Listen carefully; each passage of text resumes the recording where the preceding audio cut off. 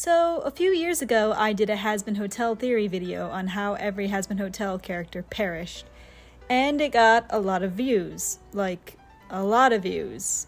Like, holy shit. And now Hazbin Hotel is actually out. And thus I'm getting a lot of comments on my new videos and my old videos about how I was wrong about Vaggie. So I figured I might as well make an updated video.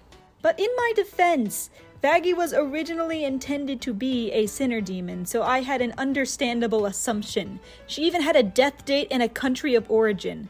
But that was changed in the show, as have a lot of other things. So as we all know, a sinner's life reflects in their appearance in hell. We've seen this several times in Hell of a Boss, as well as Hazbin Hotel, as Viv has stated that Angel Dust's family are all spiders due to their web of crime. So applying that same logic, we should be able to determine how the other sinners lived and died. But even with other things changing, I still feel pretty confident with my other theories in that video, but for the sake of convenience, I'm going to put everything all under one video. So here is now a full, updated version of my theories on how every Hazbin Hotel character died. Some of the theories will be repeated from the previous video just to keep them all in one place, but I'm starting with the new ones first. But first, let's get into the ones that are confirmed. Angel Dust died from a drug overdose in 1947. This makes sense, as there are no X's or blood spots or any physical marks on his body. Baxter, I have more to discuss. Baxter died by drowning on a ship in the 1910s. It was going to be the Titanic, but Vivzy stated that she was unsure how much she wanted to tie real-world events into the show. Baxter still did die in a boat in the 1910s, though it may not be the Titanic. I understand not wanting to make light of tragic events that happened, especially if they're recent events, so I understand why she wants to go that route. When tying history into fiction, you have to be very careful in order to portray it in a certain way. However, for an event as popular as the Titanic, I'm pretty sure there is very little controversy to be had with that. Sometimes tying history into fiction can be a very good thing. When that is done, sometimes it brings attention and awareness to these events and educates people about them and the fine details. Going back to Baxter, we see that he is not only a fish, but an anglerfish. This actually tells us more details of his death. I'm not sure if you understand why Baxter being an anglerfish is super interesting. The Titanic wreckage lies 3,800 meters, or 12,500 feet, below sea level, in an area known as the Bathyal Zone, or the Midnight Zone. Sunlight does not reach this zone, so the Titanic is permanently in darkness. Okay, yeah, Kolka, we get it. That's why Baxter has a light on his head. No, it gets even better. mollybrown.org states that the animals that live in that zone include viperfish, eels, and you guessed it, anglerfish. So we can assume that Baxter didn't even get out of his cabin and went down with the ship. No life jacket. He either chose to go down with the ship like the Strasses, or was trapped in his room. Anyways, onto the theory part of the video. Zestial is confirmed to be the oldest overlord in Hell. Given his language, we can approximately place his time period. According to the Mad Mage Alister on Reddit, Zestial is most likely from the early 15th century, judging by his vocal patterns, basically meaning the 1400s. Supposedly, Shakespeare was actually deliberately anachronistic with his use of thou back in the day, and during Shakespeare's time, thou had already fallen out of common use. What else do we know about Zestial? Well, Zestial actually appears in the pilot, and inside of every demon is a rainbow, on the line where it says, "All you monsters, thieves, and crazies," and he appears on the crazies part. Likely pointing to the fact he was probably a serial killer. But he murdered likely for a reason that doesn't seem to make sense. Or there's another chance that he was someone in power who was paranoid of being overthrown, so he was despotic and ruled through fear. In the original, he has all these red eyes on the inside of his cloak, further pointing to this theory. I originally thought he was a serial killer that was executed via means of some kind of medieval torture. And there is a torture device called the Iron Spider, but it was a torture device for women, not for men. So I think it was more of the other theory, where he was likely overthrown by a riot and or executed. Or poison, which is more likely given the whole spider aesthetic. Or maybe he really just died and got away with all his crimes in real life, now looming like a shadow, like the elusive figure he was in life. I'm going to say it's more likely that he was a noble that was very despotic and paranoid about losing his power and was then poisoned. That's the theory I'm going to stick with for now. For Travis, I wanted to give an updated theory from last time. What really interests me about his design is that there's a heart in one of his eyes, which kind of reminds me and kind of makes me think of a wandering eye or someone who's always perving on women. Or men, I guess in this case. I believe he was caught cheating on his wife and then killed. And if the pilot remains canon in this case, it is very likely that his wife is also down here with him. Fautiste originally explained that Rosie never died, so originally we assumed she was hellborn. But that information might be retconned, as was Vaggy's sinner information in the original. We know that Rosie has an aesthetic from the 1900s, and she had a husband, Franklin, who was exorcised. I think these two were either a cannibal couple, or maybe they sold mummies to sell to people to eat back in the day, because eating mummies was a thing at one point. Which might explain why a lot of these cannibal demons have a grayish complexion and empty eye sockets. If Fautiste is not correct that Rosie was born in hell, I'm going to guess that she died of some kind of stomach disease, because eating human flesh is not exactly good for you.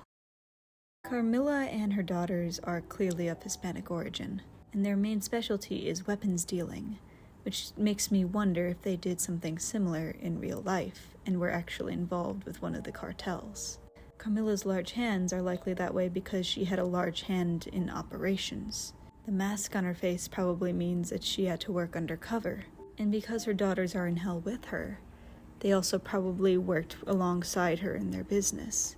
Carmine was historically extensively used by the Aztecs, also heavily confirming that she's from Central America, very likely Mexico, or somewhere in South America, especially with the largest producers being Mexico, Chile, and Argentina.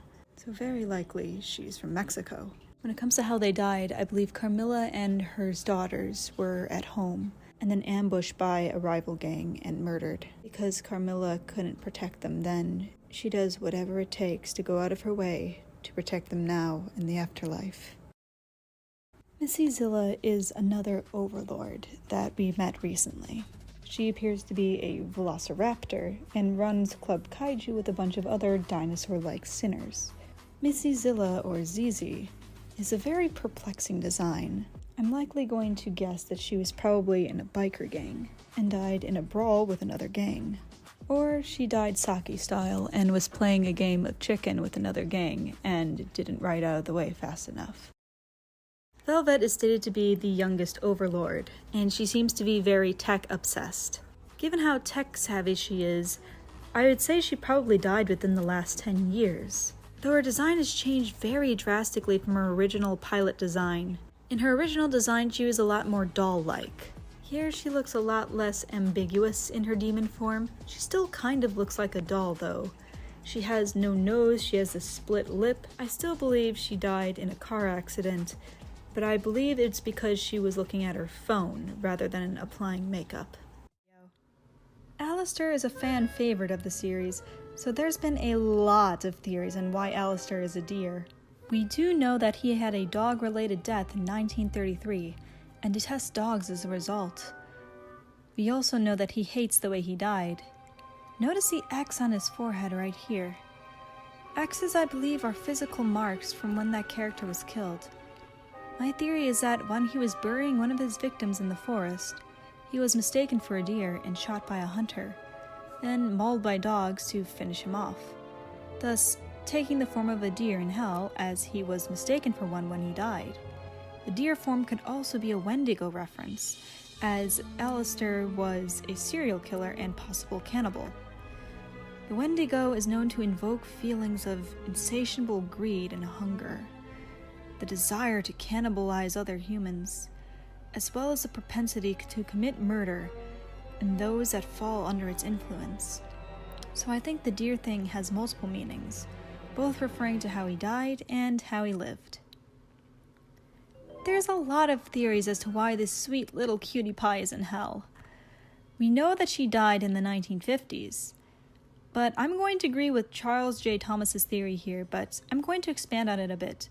By the way, Charles J. Thomas does a lot of Hazbin Hotel theories, so I suggest you check him out. I think that Nifty was a stalker or obsessed with the man she really liked. When the guy got married or engaged, she was probably upset and killed the girl and was either shot by the person she was stalking or was shot by the police, as seen by those 3 red spots on her chest.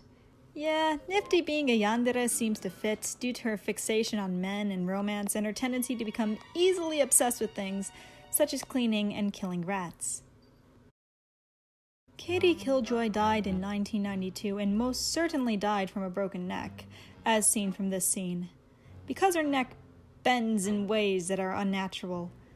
I think Katie Killjoy was a news reporter in real life.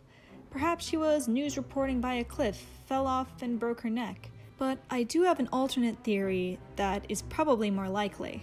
Her full demon form kind of resembles that of a praying mantis, so I think she probably killed her husband as her sin, as praying mantises eat the males' heads after mating.